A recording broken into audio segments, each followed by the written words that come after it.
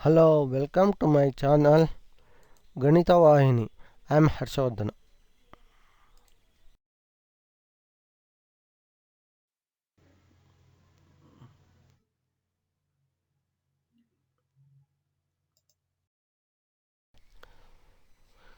Welcome from the previous session. In previous session we discussed about the geometrical representation of a complex number. In today's session we are continued from the continued part of the previous session, that is the principal argument of a geometrical representation of a complex number.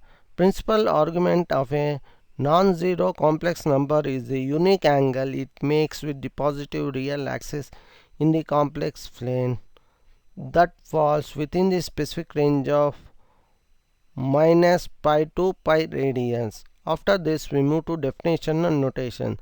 The argument of a complex number is z is equal to a plus bi, where a is real part and b is the imaginary part, represents the angle typically denoted as theta or argument z. The principal argument is often denoted with a capital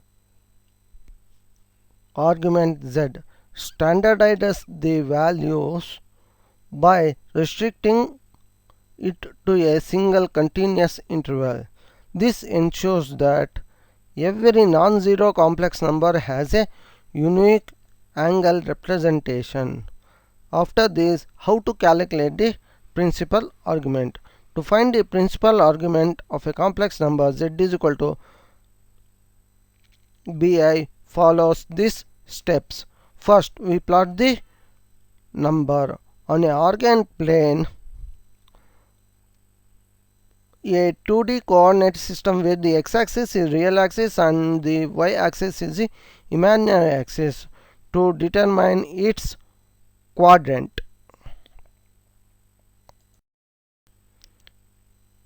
In first quadrant, 0 is less than or equal to theta is less than or equal to pi by 2. Therefore, z lies in the first quadrant. In second diagram, pi by 2 is less than theta or less than or equal to pi. Therefore, z lies in the second quadrant.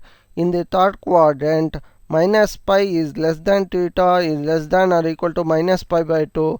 Therefore, z lies in the third quadrant. In fourth quadrant, minus pi by 2 is less than or equal to theta is less than or equal to 0.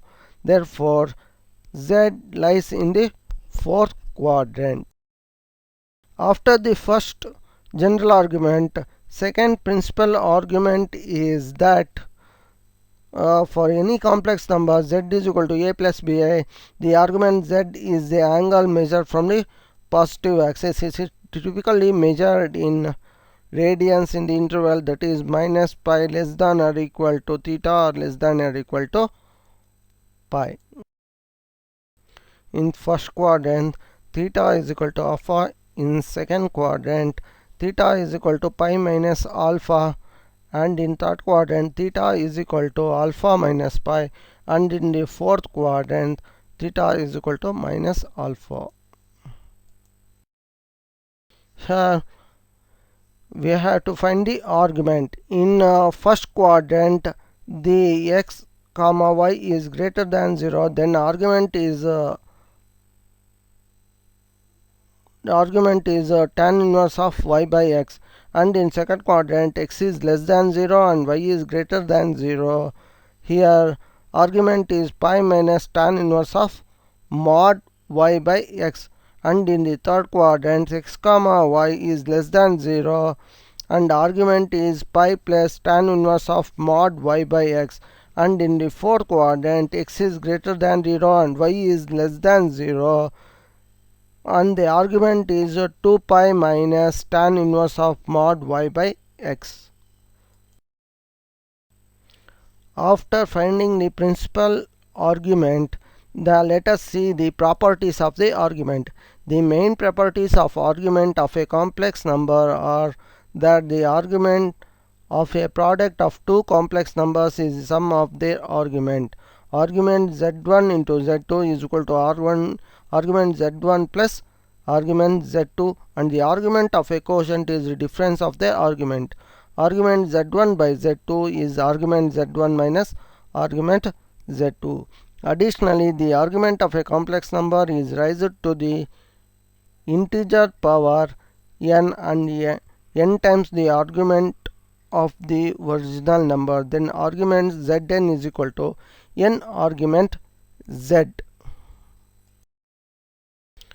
After this, we have some more properties of the argument are: argument z1 z2 is equal to argument z1 plus argument z2, or argument z1 z2 z3 so on to zn is equal to argument z1 plus argument z2 plus argument z3 so on to argument zn. In second, argument z1 z2 bar is equal to argument z1 minus argument z2. Argument z1 by z2 is equal to argument z1 minus argument z2. Argument z by z bar is equal to 2 argument z. Argument z to the power of n is equal to n argument z. Argument z bar is equal to minus argument z.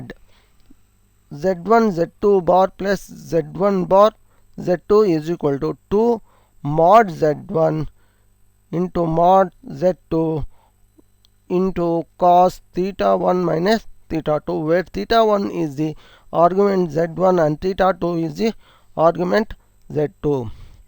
If z is purely real, then argument z is equal to 0 or pi.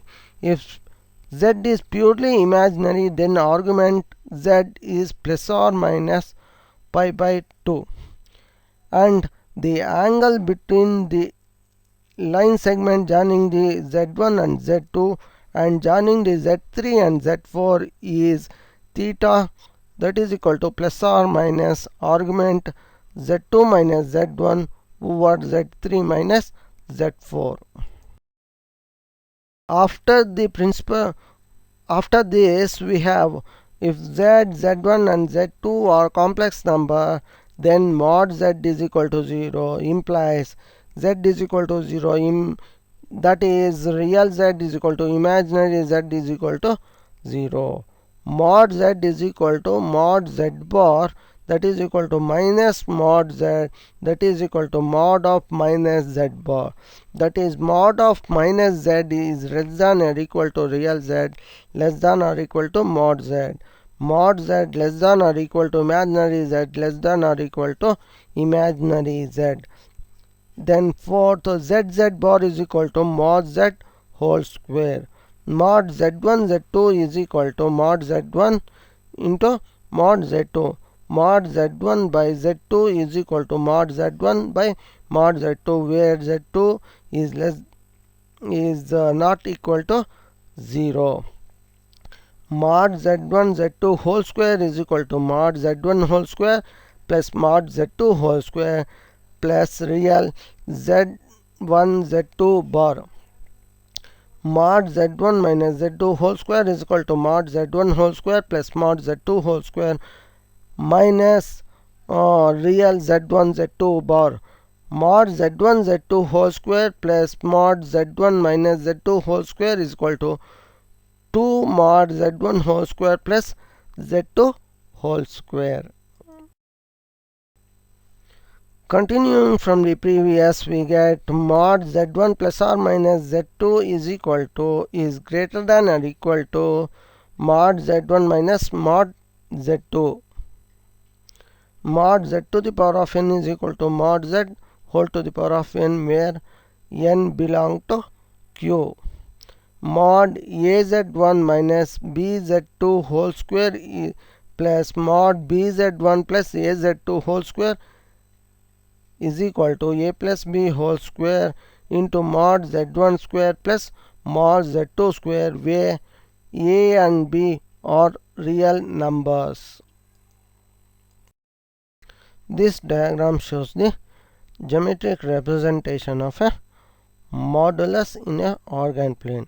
Therefore, mod z is called a modulus, and mod z is given by root of a square plus b square. With this, I will conclude this session.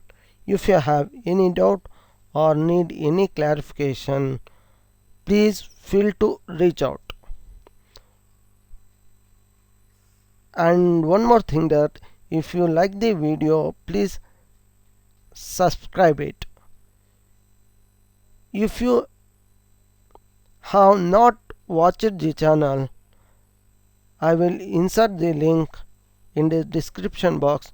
You can click on the link and see my videos.